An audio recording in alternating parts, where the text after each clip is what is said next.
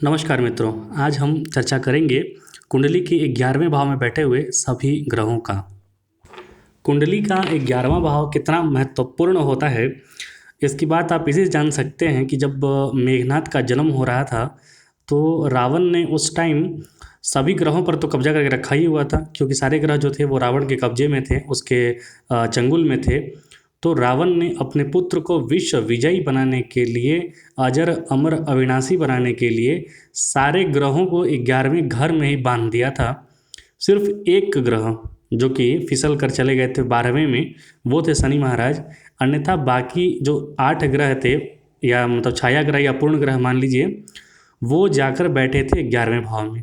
और मेघनाद के समान अतुलित बल वाला यहाँ कोई नहीं था, आप वो देख सकते हैं। और वो चरित्र से भी बहुत ज़बरदस्त मजबूत था वो। लेकिन शनि महाराज जो 12वें में चले गए थे, तो उन्हीं की वजह से जो मेघनाद था वो हारा था। तो यही बताने के लिए काफ़ी है कि 11वां भाव में कोई भी ग्रह बैठे, कैसा भी ग्रह बैठे, उसकी दशा अंतर्दशा आपके लिए ज़बरदस्त फलदायी फल कारक सिद्ध होती है, बशर्ते ये है कि वो मजबूत भी होना चाहिए। 11वें से लाभ प्राप्तियाँ, बड़े भाई बहन मित्र, शुभ समाचार, बायां कान, आभूषण, इच्छा पूर्ति का भाव होता है ये। वाणिज्य के द्वारा धन संपत्ति का लाभ। और श्री केन राव जी के बारे में जानते हैं, उन्होंने अपनी पुस्तक में लिखा है कि एकादशेष जो है 11वां भाव का स्वामी जो है वो आपके मान सम्मान को सुनिश्चित करता है। खासकर विश्व लेवल पर, इंटरनेशनल लेवल पर जो बड़े बड़े नोबेल पुरस्कार वगैरह ये सब मिलते हैं, मतलब कुछ भी बड़े लेवल पर जो पुरस्कार मिलता है वो 11वें भाव के स्वामी के वजह से मिलता है। सामने जो आप एक फ़ोटो देख रहे हैं, उसमें देख रहे हैं कि सेकंड भाव जो वेल्थ है वो, और 11वां भाव जो गेन है वो। तो यहाँ पर एक राजयोग बनता है जब दूसरे भाव का स्वामी 11वें में हो, या फिर 11वें का स्वामी दूसरे में हो, या फिर दोनों ने अपना स्थान परिवर्तन एक दूसरे से एक्सचेंज कर लिया हो। तो wealth plus gain is equal to महाधनी योग। आइए अब चर्चा करते हैं हम 12 भावों में, माफ कीजिए 12 जो सारे ग्रह हैं यहाँ पर 9 ग्रह, वो क्या फल देंगे। अब यदि सूर्य महाराज सबसे पहले वही जाकर आपके बैठ गए 11वें भाव में, तो ये बड़ा ज़बरदस्त योग हो गया। धन संपत्ति, राजसी, सरकार में उच्च नौकरी, विवेक, सिद्धांतों वाला व्यक्ति निष्ठावान होता है, परिवार भक्त होता है, सामान्य रूप से भाग्यवान होता है, सरलता से सफलता मिलती है, छायाचित्र, पारिवारिक व्यवसाय, ऊन का उद्योग, सोना, आभूषण, वित्तीय संस्थान, शेयर बाजार के हिसाब किताब की जांच, होरा शास्त्र अनुसार बहुत धनवान, अच्छे नौकर वाला और राजा का प्रिय होता है। यहाँ पर सूर्य के लगभग अच्छे फल बताए गए हैं, लेकिन यहाँ पर थोड़ा सा विलम्ब ये होता है कि सूर्य महाराज जो है फल देने में थोड़ा विलम्ब कर देते हैं। प्रायः देखा जाता है कि 30 प्लस एज हो जाता है लाभ कमाने में। और बहुत बार ये भी देखा जाता है, मैंने 2-3 कुंडलियों में देखा है, इसलिए मैं आपको मतलब कॉन्फिडेंटली बता सकता हूँ कि सूर्य महाराज जब 11वें में बैठते हैं तो बाद में तो लाभ कराते हैं, प्रारंभिक एज बड़ा स्ट्रगल होला हुआ होता है, मंद बुद्धि या फिर बुद्धि खुलने में भी समय लगता है यहाँ पर। तो सूर्य महाराज का यहाँ पर उपाय करना बड़े आवश्यक की बात होती है। अब यदि चंद्रमा आपके 11वें भाव में जाकर बैठ गए, तो धनवान, उदार, कुलीन, अत्यधिक भू संपत्ति वाला, सहायता के लिए कई स्त्रियां इसकी सहायता करती हैं। स्त्री पक्ष से मतलब सहायता मिलता है, क्योंकि जो चंद्रमा है वो स्त्री कारक ग्रह माना जाता है। साहित्य एवं कला में आसक्ति होता है, अच्छी प्रतिष्ठा वाला, भूमि से आय अर्जित करने वाला, कृषि, दूध, शराब, कॉफ़ी, अल्पाहार, गृह, मोती, मछली, ये सब का व्यापार करके कमा सकता है। होरा शास्त्र में लिखा है लज्जावान होता है, पंडितोचित होता है और धनवान होता है। एक चीज़ यह भी होता है कि 11वें में चंद्रमा हो और अकेले हो, और कहीं से मतलब शुभ दृष्टि तो उसके पंचम पे पड़ी रही है, कहीं से भी दशा अंतर्दशा भी अगर आपको चंद्रमा के मिल जाए, तो यहाँ देखा जाता है कि लोग लव मैरिज, प्रेम विवाह के योग यहाँ पर बनते हैं, और लोग प्रेम विवाह कर भी लेते हैं यहाँ पर। मतलब सिर्फ प्रेम नहीं करते हैं, उसे विवाह में परिणत करने में सफल हो पाते हैं यहाँ पर। तो चंद्रमा के लगभग 11वें में लगभग अच्छी स्थिति बताई जाती है, लाभ के भी योग बनते हैं। हालांकि कुछ और ग्रहों की, शुभ ग्रहों की यहाँ पर चंद्रमा को ज़रूरत पड़ेगी, तभी जाकर पूर्ण लाभ होगा, अन्यथा लाभ चंद्रमा के समान, जैसे चंद्रमा घटते बढ़ते रहता है उसी प्रकार का लाभ आपको होगा। अब यदि मंगल आपके 11वें भाव में जाकर बैठ गए, तो मंगल का 11वें में बैठना, क्रूर ग्रहों का 11वें में बैठना बड़ा शुभ कारक माना जाता है। मतलब कि शुभ कारक इसलिए क्योंकि ये भ्रष्ट होते हुए भी यदि 11वें में कोई ग्रह जाकर भ्रष्ट हो रहा है तो मतलब आज के व्यापार के लिए, आज के युग के लिए ये सही माना जाता है। क्यों? क्योंकि बहुत लोग चाहते हैं कि हमारी आमदनी हो, अलग अलग सोर्स से हो, तो उसके लिए सही है ये। अलग अलग सोर्स से, अलग अलग क्षेत्र से, बहुत सारे क्षेत्रों से आपका आमदनी होगा। प्रभावशाली, उच्च सामाजिक स्थिति, भू संपत्ति, शक्तिशाली वक्ता होता है, चतुर, धनवान एवं धूर्त, दवाइयाँ, रसायन, लकड़ी, भूमि, खनिज, धातु, खेल, अच्छी इच्छा शक्ति वाला होता है। होरा शास्त्र के अनुसार उत्तम गुण वाला भी होता है। तो यहाँ पर मंगल के फल अगर आप देखेंगे तो अच्छे ही फल प्राप्त होता है, क्योंकि ये उपचय भाव है और उपचय भाव का भी सबसे स्ट्रॉन्ग भाव माना जाता है 11वां। मतलब कि आपकी इच्छा पूर्ति का भाव, जो भी इच्छाएं हैं उसकी पूर्ति होती है, क्योंकि ये 12वें से 12वां होता है। मतलब हानि का ये हानि कर देता है, समझ रहे हैं? मतलब जो खर्च है, व्यर्थ का खर्च है या फिर परेशानी है, परेशानियों को समाप्त करने वाला होता है 11वां भाव। वैसे भी आप देखेंगे तो ये छठा से छठा है, मतलब आपके मित्रों का है। आपके शत्रु से जो लड़ पड़े ऐसा मित्र यहाँ पर मिलता है। अब यदि बुध आपके 11वें में बैठ गए तो बुध का भी 11वें में फल अच्छा ही मिलता है। बुद्धिमान, कई कलाओं में प्रवीण, और जो व्यक्ति पढ़ता है, लिखता है, सुनता है, उसे अक्षरशः बोलने की क्षमता, सही समय पर सही वाक्य बोलना बुध यहाँ पर देता है। विज्ञान का ज्ञाता, तीक्ष्ण बुद्धि, ऐश्वर्यवान, धनवान, सत्यवादी, प्रसन्न, गणित, ज्योतिषशास्त्र, वैज्ञानिक खोज में, व्यापार आदि में ये सफल होता है। होरा शास्त्र में आप देखेंगे तो लेखन में, शिक्षण में, शिक्षा में अनुसंधान, स्त्रियों का प्यारा और अच्छे गुण वाला यहाँ पर बुध को बताया गया है। बशर्ते बुध दुधारी तलवार की तरह काम करता है, क्योंकि बुध अगर अच्छे ग्रहों के, शुभ ग्रहों के प्रभाव में है तो बहुत शुभत्व देता है, और खराब ग्रहों के प्रभाव में है तो उतनी भ्रष्टाचार वाली चीज़ें कराता है। अब यदि गुरुदेव आपके 11वें में जाकर बैठ गए, अगर खासकर स्त्री की कुंडली में है तो एक पुत्र का योग यहाँ पर ज़रूर बनाता है, क्योंकि गुरुदेव की दृष्टि पड़ रही है पंचम पर।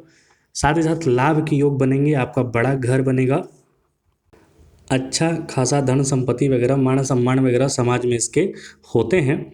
विभिन्न स्रोत से लाभ होता है, अत्यधिक धनवान और एक जाति का मुखिया तक, मतलब कि कहीं पर ये लीड करने की भूमिका में होते हैं ऐसे लोग।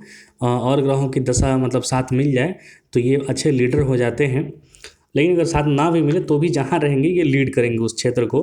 बुद्धिमान, कुलीन, धन संपत्ति वाला, द्रव्यवान, कई मित्रों वाला एवं संगीत का आसक्त। अगर गुरु यहाँ पर कहीं से भी भ्रष्ट नहीं है, कहीं से भी पीड़ित नहीं है तो अच्छे मित्र होंगे, और पीड़ित हो गए तो आपके मित्र होते हुए भी परेशान होंगे आप अच्छा कार्य करते हुए भी बदनाम होंगे आप।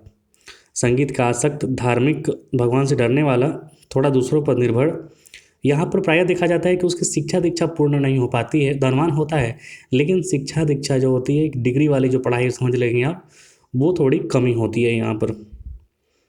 अब यदि शुक्र आपके 11वें में जाकर बैठ गए तो धन संपत्ति वाला, यात्राओं का रशिया, विपरीत लिंग के जातकों का मतलब वहाँ पर ज़्यादा आप आसक्त होंगे, ज़्यादा फेमस होंगे, लोग आपको पसंद भी करेंगे, खासकर अपोजिट सेक्स के बारे में। संगत पसंद करने वाला, लोकप्रिय एवं मित्रवान, रंगमंच, नृत्य, संगीत, अधिक स्त्री मित्रों वाला, होटल व्यवसाय, सौंदर्य प्रसाधन, सिनेमा का व्यापार काफ़ी होता है। शराब खाना वगैरह में भी अगर जुआ सट्टा वगैरह का लगा इनको चस्का तो वहाँ भी ये काफ़ी आगे रहते हैं। परम ज्ञान, सहानुभूति, लाभ और संतुष्टि। शुक्र दो तरीके का प्रभाव देता है, याद रखिए। एक, अगर आप भौतिकता की ओर भाग रहे हैं तो संसार की सारी भौतिक चीज़ें जितने भी हैं भोगने वाले, उसमें आपको आसक्त कर देगा। दूसरा, यदि आप अध्यात्म की ओर जाएंगे तो शुक्र से ज़्यादा मित्रवान आपके लिए कोई साबित नहीं होगा। शुक्र जो होते हैं, आप शुक्राचार्य के बारे में पढ़ेंगे तो उन्होंने ही मृत संजीवनी भगवान शिव से लाई थी। मतलब कि ऐसे नहीं है कि वो सिर्फ और सिर्फ स्त्रियों के प्रति आकर्षण देंगे, स्त्रियों के प्रति भगाएंगे या फिर पुरुषों के पीछे भगाएंगे, मतलब इस तरीके की स्थिति हमेशा नहीं है। शुक्र खराब फल देते हैं तब ऐसी स्थिति होती है। शुक्र यदि अच्छा फल दे रहे हैं तो उच्च आध्यात्मिकता को व्यक्ति प्राप्त करता है। तो ये आप पर है कि आप किस ओर ले जाएंगे। अब यदि शनिदेव के फलों की चर्चा करें हम 11वें में, तो 11वें में शनिदेव प्रबल शत्रुहंता योग बनाएंगे, क्योंकि छठे से छठा होता है, यहाँ पे ये सोचने की आवश्यकता ही नहीं है कि अगर कोई ग्रह 11वें में बैठा है तो शत्रु आपको परेशान करेंगे, नहीं कर पाएंगे। क्योंकि छठे से छठा भावात भौम सिद्धांत से कोई भी ग्रह अगर 11वें में बैठा है तो आपके शत्रुओं की हानि करेगा, आपका विजय कराएगा। तो ये तो आपको हमेशा याद रखना है। साथ साथ शुक्र यहाँ बैठ गए तो जातक कई स्त्री पुरुषों के अंतर्गत कार्य करता है। राजनीति सरकार के द्वारा आय होता है, आनंद का आसक्त होता है। हालांकि मित्र कम होते हैं क्योंकि व्यावहारिकता होती है इसमें। और जहां आपने सत्य की परख करना प्रारंभ कर लिया तो आपके मित्र और आपके हितैषी आपको कम मिलेंगे। आप जब तक हाँ में हाँ दूसरों की मिलाएंगे तब तक आपके मित्र और हितैषी ज़्यादा होंगे। आप जहाँ दूसरों से हाँ में हाँ मिलाना बंद करेंगे, आपके मित्र कम हो जाएंगे ऑटोमेटिकली। तो यहाँ पर शनि ऐसा स्थिति बनाते हैं क्योंकि तीसरी दृष्टि से लगन को भी देखते हैं, आपको भी देखते हैं। यहाँ पर सप्तम दृष्टि से पंचम को देखेंगे तो शिक्षा में भी विघ्न बाधा आएगी। भूमि एवं अचल संपत्ति, उद्योग, ईंटा का भट्टा का उपयोग, छपाई खाना, ठोस सामान, तेल शोधन के यंत्र, खदाने, श्रमिक, लोहा, द्वितीय भाव का शनि भी खदाने, लोहे और श्रम से संबंधित व्यवसाय से लाभ देता है। तो यहाँ पर शनिदेव बैठे हैं तो ज़मीन के नीचे से जो भी चीज़ें हैं, जो भी सेक्टर है ज़मीन के नीचे, वो खासकर आप खदान ही समझ सकते हैं उसे, वहाँ से लाभ देगा, लोहा से लाभ देगा। अब यदि राहु आपके 11वें में जाकर बैठ गए तो उपचय भाव में अगर आप देखेंगे तो तीसरे से बलवान छठा, छठे से बलवान 10वां और 10वें से बलवान 11वां होता है। और राहु यहाँ पर सबसे ज़्यादा तगड़े होते हैं। राहु को वैसे तो माना जाता है कि छठे में तगड़े होते हैं, लेकिन छठे से छठा है तो जाहिर सी बात है 11वें में और तगड़े हो जाएंगे वो। प्रसिद्ध, धन संपत्तिवान, शिक्षित, सशस्त्र सेनाओं का प्रमुख तक हो सकता है ऐसा व्यक्ति। विदेश में धन संपत्ति, हालांकि कान से थोड़ी पीड़ा हो सकती है। निम्न वर्ग का नेता, कृषि एवं अन्य चीज़ों के उत्पादन से धन लाभ की स्थिति यहाँ पर बनती है। यहाँ पर व्यक्ति अत्यधिक पराक्रमी होता है, ज्ञान भी उसके पास अतुलित होता है, मतलब कि मल्टीपल डायरेक्शंस के उसके पास ज्ञान यहाँ पर देखने को मिलते हैं। हालांकि एक चीज़ ये है कि आपको अपने दाम्पत्य पर बहुत ज़्यादा सुख मिलने के थोड़े योग कम बनेंगे। कारण क्योंकि राहु यहाँ से नवम दृष्टि से सप्तम को देखेगा तो वहाँ थोड़ी खटपट के योग बनाएंगे। जाहिर सी बात है, आप सशस्त्र सेना बल में रहेंगे या फिर कहीं हाई पोस्ट पर रहेंगे, कहीं ज़्यादा एक्टिव रहेंगे तो आप अपने घर को ज़्यादा समय नहीं दे पाएंगे, तो वहाँ थोड़ी परेशानी है। अन्यथा राहु मान सम्मान और लाभ के लिए यहाँ पर जबरदस्त योग बनाकर बैठा है। अब यदि केतु आपके 11वें भाव में जाकर बैठ गया तो लॉटरी के द्वारा अलभ्य लाभ, मतलब जहाँ आपको लाभ नहीं भी प्राप्त होना है वहाँ पर भी केतु आपको अचानक से लाभ देकर आपको चमत्कृत कर देगा। मतलब आपने मतलब आशा छोड़ दिया है कि यहाँ से तो मुझे कुछ लाभ ही नहीं मिलने वाला है, शेयर बाज़ार में समझिए कि पैसे डूब गए हैं, कल्पनाशीलता में पैसे डूब गए हैं, ऐसी चीज़ें का सेक्टर लग रहा है, तो आपको अचानक से धन संपत्ति वहाँ से प्राप्त होगा और आप चमत्कृत हो जाएंगे, बशर्ते केतु यहाँ पर शुभ फल दे। दिल दिमाग से अच्छे गुण वाला होता है, कई क्षेत्रों का सुविधापूर्ण यात्रा भी करता है। यात्रा उसके फ्रिक्वेंटली होते हैं क्योंकि 11वां भाव से हम यात्रा भी देखते हैं। यात्रा खासकर यहाँ पर कोई भी ग्रह है ना तो व्यक्ति यात्रा अपने जीवन में जरूर करता है। जैसा ग्रह उस तरीके की यात्राएं करता है, धार्मिक यात्राएं करेगा, शुभ यात्राएं करेगा, समुद्री यात्राएं करेगा, मतलब यात्राएं यहाँ पर देते हैं जरूर हैं। सारे ग्रह बैठकर, जो भी ग्रह के 11वें में बैठा है आपको यात्राएं ज़रूर देगा। तो ये 11वें भाव का मैंने एक संक्षिप्त फल की चर्चा की है। आपको कैसा लगा या फिर कुछ पूछना हो, कुछ त्रुटि हो तो आप कमेंट बॉक्स में लिख सकते हैं। कृपया चैनल को लाइक, शेयर और सब्सक्राइब जरूर करें। देखने के लिए बहुत बहुत धन्यवाद। जय हिंद।